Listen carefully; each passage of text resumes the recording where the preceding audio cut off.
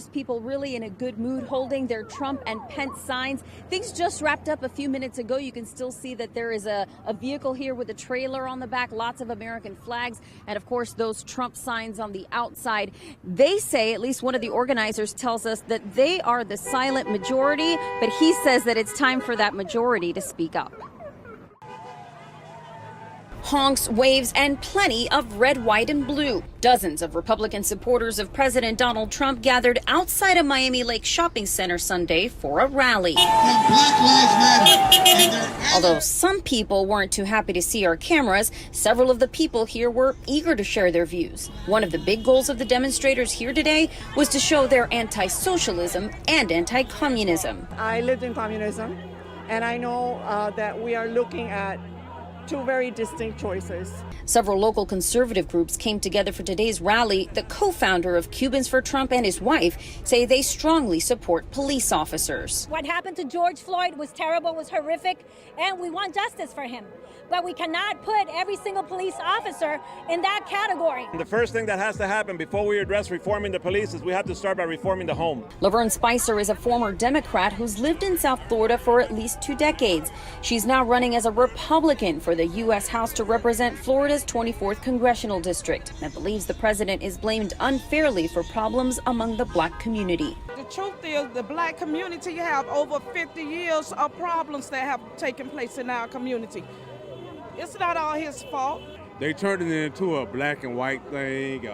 Want to loot, want to do this thing. It's not. It's just a right thing. This wasn't the only show of support for President Trump today. In Broward County, we saw boats with Trump flags flying in Sunrise Bay near Fort Lauderdale.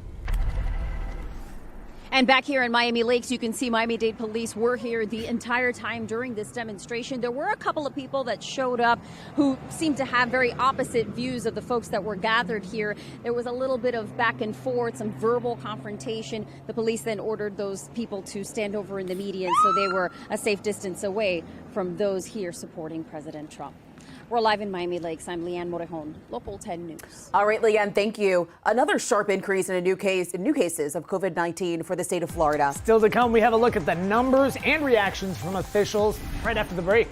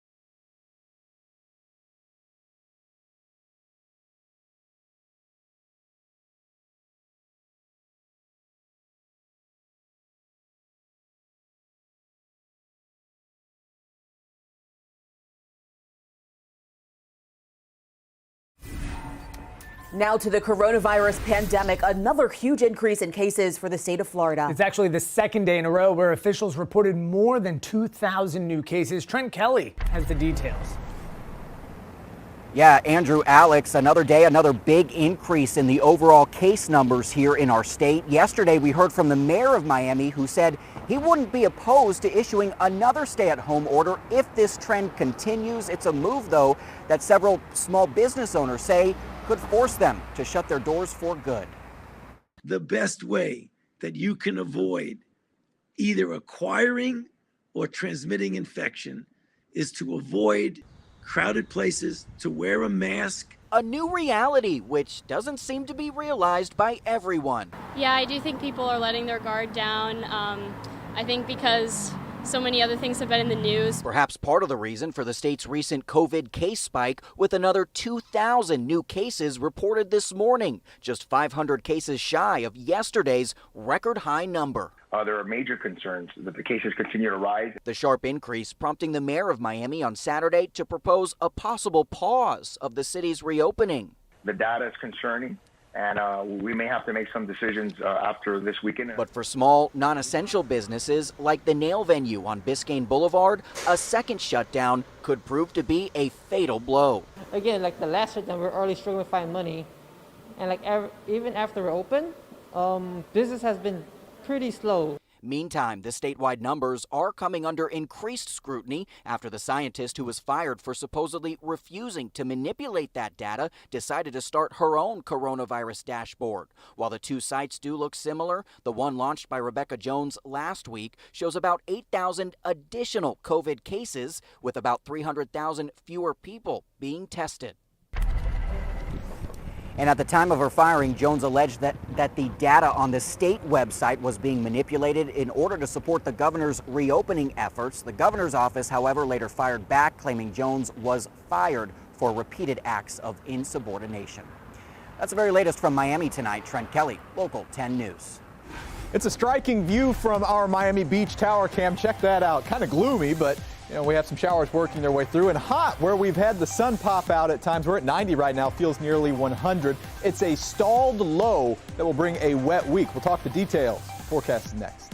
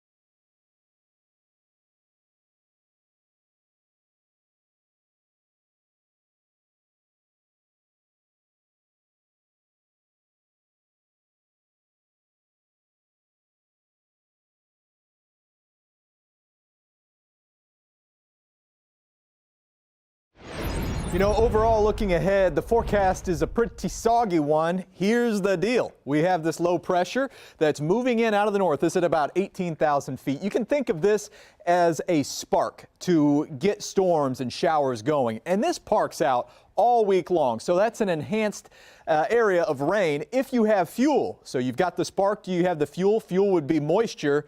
And yes, we will. Look at this. We have the orange indicating rich moisture from the tropics over South Florida. Now, drier air through this week is going to be close just to our north, and we may get a little taste of that from time to time. But in general, we have the spark, we have the fuel, and rain chances are going to be high pretty much all week long, 50 to 60% chance. And the bottom line is a rainy week, but no day necessarily a washout. Like today wasn't a washout. Now I have a video I'd like to show you.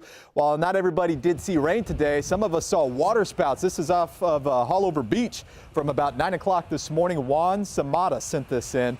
And yeah, you can see a pretty well-developed water spout there.